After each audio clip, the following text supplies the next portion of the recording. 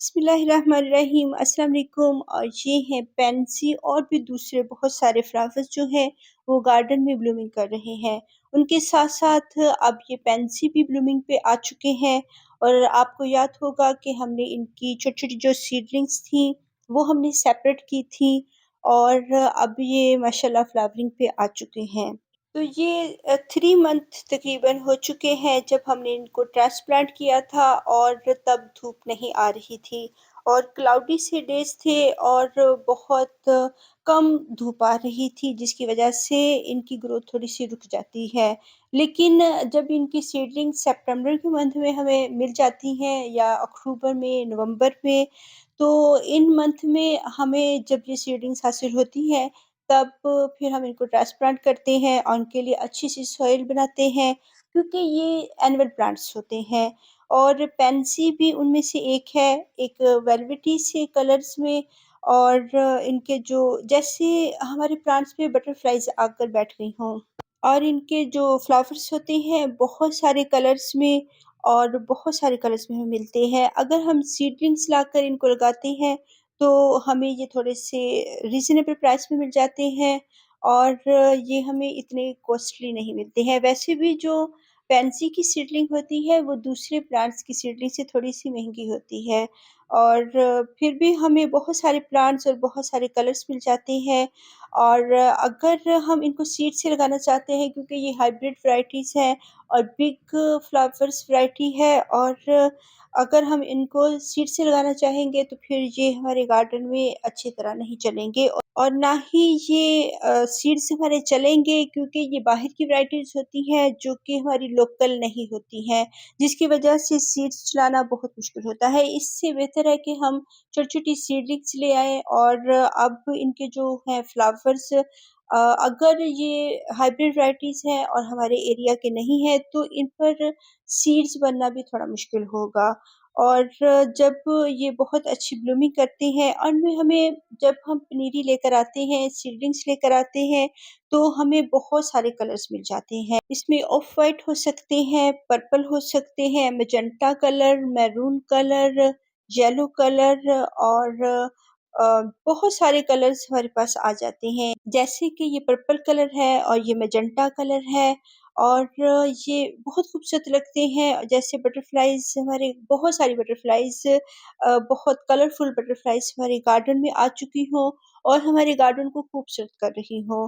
तो इनमें हमें डबल पेटल्स वाले और डबल कलर्स वाले बहुत सारे प्लांट्स मिल जाते हैं और अगर हम एक प्लांट बाय करेंगे वो भी थोड़ा कॉस्टली होता है पेंसी का प्लांट दूसरे की निस्बत।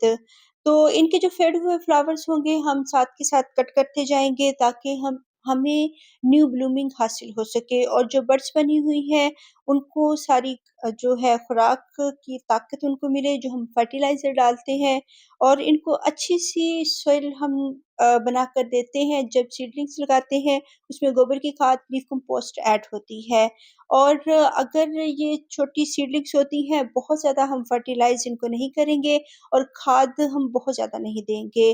जब ये थोड़े-से बिग हो जाते हैं क्योंकि क्लाउडी डेज़ थे, सर्दियों के ये प्लांट्स हैं और क्लाउडी डेज़ में जब धूप नहीं आ रही होती, तब इनकी जो खुराक होती है वो बहुत कम हो जाती है। इनकी जो वाटरिंग होती है वो भी बहुत कम हो जाती है और पानी सूखता नहीं है जिसकी वजह से लीव्स येलो भी हो सकते हैं। तो कोशिश करें कि इनको वाटरिंग ना करें और फुल धूप में रखें और जब क्लाउडी डेज़ होते हैं। अब तो तकरीबन फ़रवरी का मंथ है और धूप आ रही है, अच्छी धूप आ रही है और इनकी गोडी ज़रूर करें जब ये अपनी ग्रोथ पर हों और इनकी गोडी करना बहुत ज़रूरी है। इससे इनकी जो सॉइल है वो हवादार बनेगी, इनकी जड़ों को हवा मिलेगी, फैलने की इनको जगह मिलेगी और सॉइल भी सॉफ्ट हो जाएगी जो कि 2-3 माह में थोड़ी हार्ड हो जाती है। तो इनकी गोडी करें, इनको अब फर्टिलाइज़ करें और इनको हम सॉलिड फर्टिलाइज़र भी दे सकते हैं। इस पॉइंट पे हम इनको एक बहुत बिग पॉट में भी लगा सकते हैं। बहुत सारे प्लांट्स को इकट्ठा करके एक बिग पॉट दें 15 इंच 14 इंच का, 12 इंच का, तो उसमें हम बहुत सारे कलर्स इनके लगा सकते हैं। ना सिर्फ़ पेंसी को हम इकट्ठे लगा सकते हैं, बल्कि इनको दूसरे प्लांट्स के साथ इनकी कॉम्बिनेशन करके इनको एक पॉट अरेंजमेंट के तौर पर भी लगा सकते हैं। पॉट्स अरेंजमेंट बहुत खूबसूरत इनकी लगती हैं और इनको हैंगिंग बास्केट में भी लगा सकते हैं। ऊपर को लटके हुए प्लांट्स बहुत अच्छे लगते हैं। तो इनमें जो भी जड़ी-बूटियाँ या वीड्स उग जाती हैं, उनको हमने निकालना है और इनको फिर इनकी जो ग्रोथ होगी फिर अच्छी होगी। तो अगर हम इनको वक़्त पे फर्टिलाइज़ नहीं करेंगे, इनको हम खाना नहीं देंगे, क्योंकि पहले क्लाउडी डेज़ थे, इनकी खुराक इतनी नहीं थी। अब ये खुराक माँग रहे हैं क्योंकि ये ब्लूमिंग पे हैं और इनकी बड्स आ रही हैं और अब ये ग्रोथ पे हैं, तो अब जब सॉइल ड्राई होगी, तब हम इनकी अच्छी-सी गोडी करते हैं, इनको और सनी एरिया में रखते हैं और ये तकरीबन स्प्रिंग तक फ्लावरिंग करेंगे। तो स्प्रिंग तक हम फिर धूप तेज़ हो जाएगी, फिर हम इनको पार्शियल से लाइट में कर देंगे और जिन प्लांट्स की अभी भी पानी जो है वो ड्राई नहीं हो रहा पॉट्स का पानी, तो अभी ये फुल धूप में पड़े हुए हैं और फिर भी ड्राई नहीं हो रहा, उनकी अगर हम गोडी करेंगे, तो उनका जल्दी से पानी भी ड्राई हो जाएगा और जो लीव्स येलो हो रही हैं, वो भी नहीं होंगे। और जो ग्रोथ पे होते हैं प्लांट्स, उनको भी फर्टिलाइज़र की भी ज़रूरत होती है। तो इनकी जब सॉइल की हम गोडी करते हैं, तब हम इनको जो है सॉलिड फर्टिलाइज़र भी दे देते हैं और वक़्त के साथ-साथ जब हमने जो प्लांट्स की सॉइल ड्राई हो, उनको हम वाटरिंग जब करते हैं, उसमें थोड़ी-सी लिक्विड फर्टिलाइज़र ऐड कर देते हैं और जिन प्लांट्स की सॉइल ड्राई ना हो रही हो, उनके लिए हम वुड ऐश फर्टिलाइज़र डालते हैं ताकि उसकी सॉइल जल्दी से ड्राई हो जाए और उनमें फंगस भी ना लगे, फंजीसाइड के तौर पर यूज़ होती है। अब इसमें गोबर की खाद और जो है वुड ऐश थोड़ी-सी मैंने डालकर तो लिक्विड फर्टिलाइज़र बनाया था, तकरीबन 12 आवर पहले, यानी कि 12 घंटे पहले या आप 24 घंटे भी रख सकते हैं। तो इसको अगर आप 4-8 घंटे भी रख सकते हैं, तो इसका लिक्विड फर्टिलाइज़र तैयार करें तो वहाँ भी प्लांट्स को दे दें जो कि जिनकी सॉइल ड्राई नहीं हो रही है और फंगस लग रहा है, इसमें आप वुड ऐश की जगह फंजीसाइड भी डाल सकते हैं। फंजीसाइड प्लांट्स को फंगस नहीं लगने देता, वुड ऐश भी वही काम करती है और गोबर की खाद हमारी लिक्विड फर्टिलाइज़र भी है और पेस्टिसाइड भी है। वैसे इनको पेस्ट तो नहीं लगते हैं, लेकिन अगर हम प्लांट्स में डालते हैं वुड ऐश और जो गोबर की खाद है, तो वो फर्टिलाइज़र का अच्छा काम करती हैं और फंजीसाइड का भी। और दूसरा प्लांट हमारा अलीसम है, अलीसम में भी आपको बहुत सारे कलर्स मिल जाएँगे और इसमें आपको पर्पल और मैजेंटा और व्हाइट कलर है, 3 कलर्स हैं मेरे पास और इसमें और भी बहुत सारे कलर्स होते हैं, आपके एरिया के हिसाब से और आपके जो अवेलेबल हों, वो आपको कलर्स इसमें बहुत सारे मिल जाते हैं और इनको भी हम हैंगिंग बास्केट में भी यूज़ कर सकते हैं, दूसरे प्लांट्स के साथ कॉम्बिनेशन करके अरेंजमेंट के तौर पर इनको लगा सकते हैं। पॉट्स अरेंजमेंट में ये बहुत ज़्यादा यूज़ होते हैं। एक ड्वार्फ वैरायटी है, खूबसूरत वैरायटी है, सेंटेड प्लांट है और इसमें से हल्की-हल्की सी खुशबू भी आती है और जो व्हाइट वाला होता है उसकी बहुत ज़्यादा फ्रेग्रेंस होती है और रात के टाइम में इनकी बहुत अच्छी जो है खुशबू आती है और इसको हम जो है बहुत टाइनी-टीनी से प्लांट्स होते हैं, फेरी गार्डन में इसको यूज़ कर सकते हैं और पॉट्स अरेंजमेंट के तौर पर भी और इनको ग्राउंड कवर के तौर पर भी लगा सकते हैं और हेज के तौर पर लगा सकते हैं। बहुत सारी जगहों पे इनका यूज़ किया जाता है और इनको हम पेरिनियल्स के तौर पर रख सकते हैं और पहले मेरे पास जो प्लांट्स थे ये तीनों ही कलर्स थे और उनकी मैं कटिंग भी लगाती रही हूँ और अगर वो नहीं भी मैं कटिंग्स लगाती थी, इनके हियर एंड देयर जो पड़े हुए पॉट्स होते थे, इनके जो सीड्स, ये जो ऊपर वाला हिस्सा है, इसको हम कट भी कर सकते हैं। लेकिन अगर हम ऐसे ही कट करके इनकी हम कटिंग्स लगा लें, तो वो बहुत अच्छे तरीके से चलती रहती हैं। अगर हम इनकी कटिंग्स लगाते रहते हैं, ये सीड है इसका व्हाइट सा, हल्का-सा अगर नज़र आ रहा हो तो ये इसके सीड्स होते हैं। अगर इनके सीड्स बनते हैं अपना ये लाइफ सर्कल पूरा करते हैं, तो इनके नीचे हम कोई पॉट रख दें, क्योंकि ये बाहर को लटके हुए होते हैं, इनके बीज जो होते हैं वो ज़मीन पर गिर जाते हैं। तो अगर इनके हम नीचे पॉट रख दें, अगर ये हैंगिंग बास्केट में भी है या वैसे भी है, तो वो इनके जो सीड होंगे दूसरे पॉट में चले जाएँगे और वहाँ से आपको न्यू प्लांट्स वो मिल जाएँगे। अगर ये किसी वक़्त पर अपना लाइफ़ साइकिल पूरा करते हैं, बहुत गर्मी में ये ख़त्म हो जाते हैं, लेकिन जब सितंबर का मंथ आता है, तो इसके सीड्स जो गिरे हुए होते हैं पॉट में, वो दोबारा से निकलना शुरू हो जाते हैं और इनकी इतनी कटिंग हम लेंगे और इनको हम लगा देंगे, क्योंकि स्मॉल प्लांट है, तो इनको हम जड़ के साथ भी लगा सकते हैं और इनकी कटिंग्स भी लगा सकते हैं। किसी भी पॉट में लगाते रहें इनकी कटिंग्स, तो आपके साथ ये आपके पास ये पेरिनियल्स के तौर पे रहेंगे। अगर हम इनकी कटिंग्स नहीं भी लगाएँगे तो इनके सीड्स जो होंगे इधर-उधर स्प्रिंकल होंगे और वो हर वक़्त हमारे गार्डन में रहेंगे और कभी न कभी वो निकल आते हैं, अगर जब इनका सीज़न आता है। और ये शेडी एरिया में रहना ज़्यादा पसंद करते हैं, पार्शियल सी लाइट में। इनको बहुत ज़्यादा धूप पसंद नहीं होती है।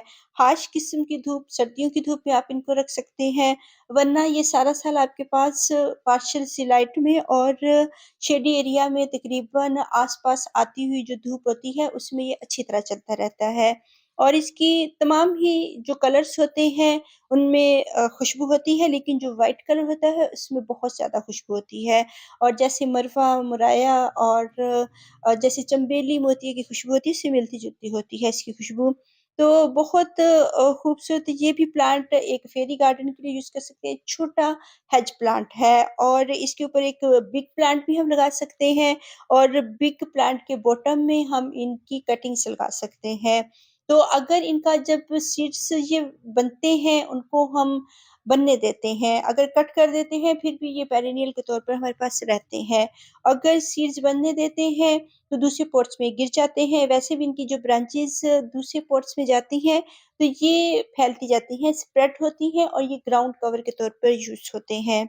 जिस-जिस पॉट में से ये गुज़रते जाएँगे, उसी पॉट में ये उगते जाएँगे और बढ़ते जाएँगे। ये ग्राउंड कवर और हेज के तौर पर हम इनको लगा सकते हैं। छोटी-सी इसकी कटिंग लें, अगर कटिंग के अलावा भी हम इसकी अगर जड़, इसकी रूट्स से भी हम इसको सेपरेट करना चाहें, तो भी बहुत सारे पॉट्स में इनको लगाएँगे और कटिंग जो लगाएँगे, वो शेडी एरिया में लगाएँगे और धूप वाले एरिया में नहीं लगाएँगे। वैसे भी ये वो प्लांट है जो कि बहुत ज़्यादा धूप को लाइक नहीं करता है, लेकिन इसकी फ्लावरिंग के लिए फिर भी धूप ज़रूरी होती है। अगर इनकी फ्लावरिंग के लिए हम इनको छायादार जगह पे रखेंगे, थोड़े-से लैगी होना शुरू हो जाते हैं और फिर वहाँ पे इनकी फ्लावरिंग कम होती है। तो धूप वाले एरिया में इनकी फ्लावरिंग, लेकिन पार्शियल सी लाइट में और ठंडी धूप को ये लाइक करते हैं। हार्श किस्म के वेदर को ये लाइक नहीं करते हैं। अगर ये एक लाइफ साइकिल पूरा करके ख़त्म हो जाता है, तो इसका दूसरी जो कटिंग्स लगाई होती हैं, वो हमारे पास रहती हैं। और पहले ये मेरे पास बहुत प्लांट फैल चुका था, क्योंकि इसकी हैबिट है ग्राउंड कवर करने की और बहुत सारे पॉट्स से निकलने आने की। तो फिर इसकी मैंने कटिंग्स लगानी छोड़ दी, क्योंकि ये हर साल ही निकल आते थे कहीं न कहीं से।